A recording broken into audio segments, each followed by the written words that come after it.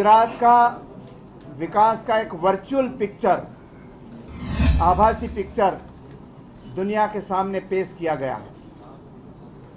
और इसी वजह से ही आज नरेंद्र मोदी जी खुद प्रजा के बीच में जाने से डर रहे हैं।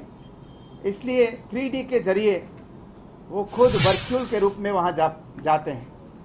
इतना प्रजा से उसके डर है कि आज के दिन में वो आम सभा डायरेक्टली संबोधन करने से पीछे हटते हैं। जो हर क्षेत्र में प्रजा को जो अधिकार दिया गया था वो अधिकार वापस लिया गया। बोलते हैं कि कांग्रेस ने 40 साल तक शासन किया, लेकिन 40 साल में हमारे बच्चे सुरक्षित थे, महिलाएं सुरक्षित थी, और नरेंद्र मोदी के 5 साल के शासन में ही 14,000 बच्चे हमारे मिसिंग हुए, गुम हुए, और उसके लिए कुछ नहीं किया जा रहा। सारी पुलिस,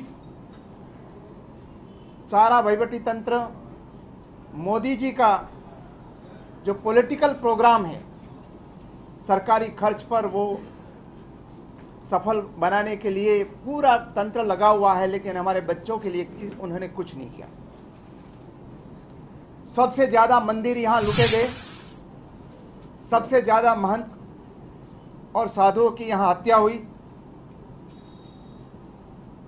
12,55,000 यहां रिकॉर्ड के तहत पर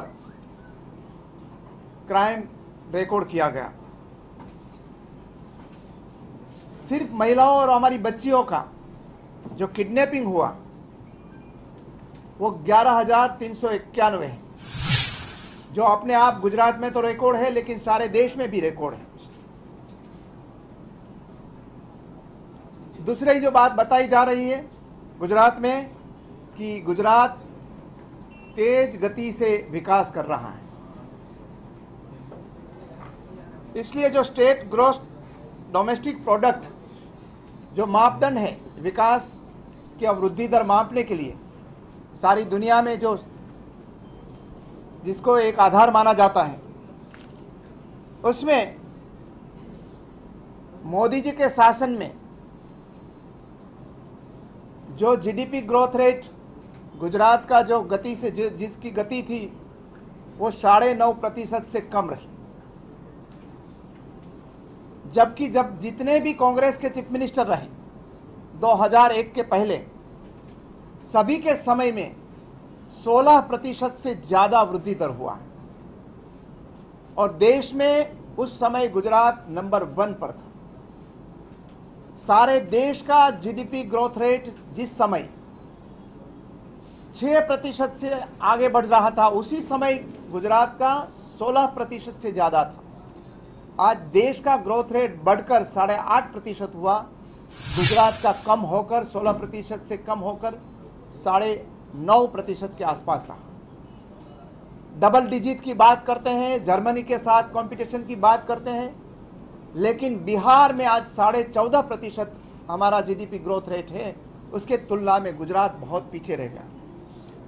गुजरात में शिक्षा के क्षेत्र में हम सबसे पीछे हैं।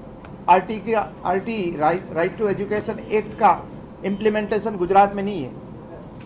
प्राइवेट स्कूल जितनी भी हैं उसमें 25% बच्चे हैं, गरीब लोगों को एडमिशन देना चाहिए, और उसकी जो फीस है वो सरकारी फीस के तहत उनको राज्य सरकार को देने की जिम्मेदारी है। लेकिन आज ये इम्प्लीमेंटेशन गुजरात में नहीं हो रहा है। शिक्षा का व्यापारीकरण हो गया। नई कॉलेज, नई स्कूल, नए प्रोफेशनल कॉलेजेस जो आ रही है उसमें 25% सीट है वो डोनेशन के लिए मैनेजमेंट को दी जा रही है। गरीब लोगों के बच्चों के लिए कोई भी प्रावधान नहीं रहा। आदिवासी क्षेत्र में आज लिटरेसी रेट में भी हम सबसे पीछे हैं, और ओवरऑल लिटरेसी रेट है उसमें गुजरात का स्थान 13वें प्लेस पे है, जबकि कांग्रेस के समय में हमारा स्थान 9th प्लेस पे। हम आगे आज आने के बावजूद हम बहुत पीछे गए हैं। गुजरात में हेल्थ की सेगमेंट में भी इतनी ही हमारी हालत खराब है। जो बच्चों के जन्म दर हैं, उसमें जो सेक्स रेशियो है, उसमें भी गुजरात का परफॉर्मेंस वर्स्ट है। 17 साल में सिर्फ ज्यादा 3 बच्ची का जन्म हम करवा पाए, जबकि पंजाब, हरियाणा सभी राज्य का परफॉर्मेंस उसमें अच्छा, हमसे बहुत अच्छा रहा।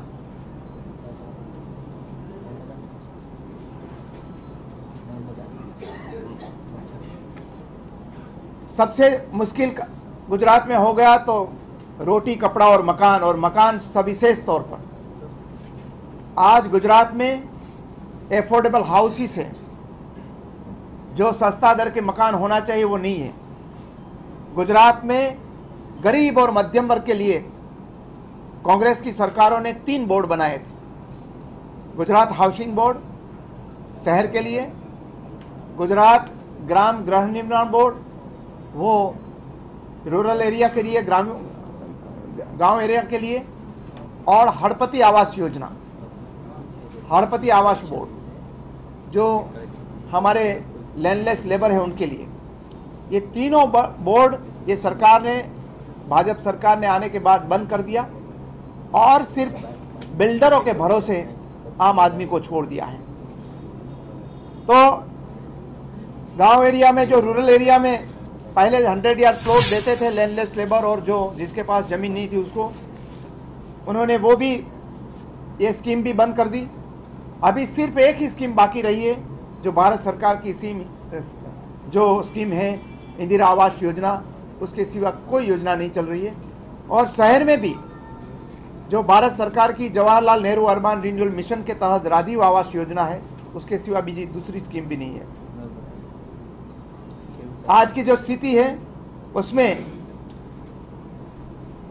24.3% मीन्स 25% लोगों के पास अपना घर नहीं है।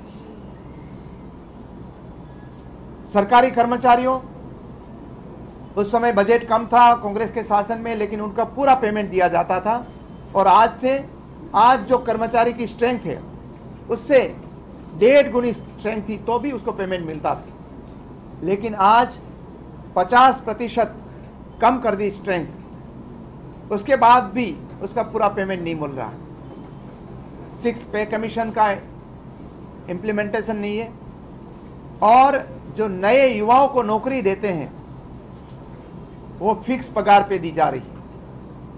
युवा जब नौकरी उसको मिलती है तो परिवार की अपेक्षा उस पर बहुत रहती है, लेकिन परिवार की अपेक्षाएं, हमारे जो नए युवा सरकारी नौकरी में जाते हैं वो अपेक्षा परिपूर्ण नहीं कर पाते। इसलिए सबसे ज़्यादा फ्रस्ट्रेशन है ये हमारे जो नए युवा सरकारी कर्मचारी है उसमें है। किसानों की हालत खराब है। सारे देश में सबसे ज़्यादा कहीं किसानों ने आत्महत्या की है तो गुजरात में है। मैंने ही एक आरटीआई के तहत एक जो कंपाइलेशन किया है स्टडी, उसमें 7,000 किसान और 9,000 से ज़्यादा खेत मजदूर उन्होंने आत्महत्या की है। सभी में रीज़न ये बताया गया कि उस पर भारी बोझ है या सरकारी योजना उसको नहीं मिल रही है। तो और गुजरात के चीफ मिनिस्टर जब हरियाणा और पंजाब में चुनावी प्रचार में जाते हैं तो कहते हैं कि गुजरात के किसान हर साल नई मारुति लेते हैं और 24 घंटा बिजली मिलती है। लेकिन यहाँ मारुति नहीं, यहाँ तो उसको कफन दिया जाता है। 7,000 किसानों ने आत्महत्या कर ली और 8 घंटे कागज पे बिजली मिलती है, जबकि कांग्रेस के समय में 14-15 कलाक बिजली मिलती थी। 10 लाख किसान है उसके पास बिजली का कनेक्शन नहीं है। 10 साल से उन्होंने एप्लीकेशन दे रखी है, लेकिन आज के दिन में उनको ये कनेक्शन नहीं मिल रहा है।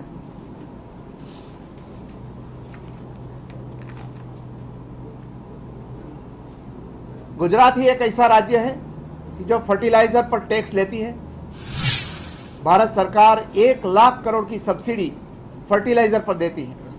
उसके सामने गुजरात की सरकार किसानों से ये सब्सिडाइज फर्टिलाइजर पर टैक्स डाल के 400 करोड़ रुपीस की आमदनी करती है। और पेट्रोल डीजल भी सबसे ज़्यादा महंगा गुजरात में है, इसलिए कि 100 रुपीस का पेट्रोल और डीजल लेते हैं 100 रुपीस का, तो 26 रुपया राज्य सरकार ले जाती है। वो टैक्स भी सारे हिंदुस्तान में सबसे ज़्यादा है। गुजरात में दलितों, आदिवासी और लघुमतियों, अदर बैकवर्ड क्लास, इस सभी की स्थिति एकदम दयनीय है। यहाँ गुजरात में आदिवासियों पर गोलियों चलाई गई, उसको राइट नहीं दिया गया। 1,51,000 लोगों ने एप्लीकेशन की राइट टू फॉरेस्ट एक्ट के तहत जमीन अपने नाम करवाने के लिए, लेकिन उनमें से सिर्फ 19,000 लोगों को सनद दी गई।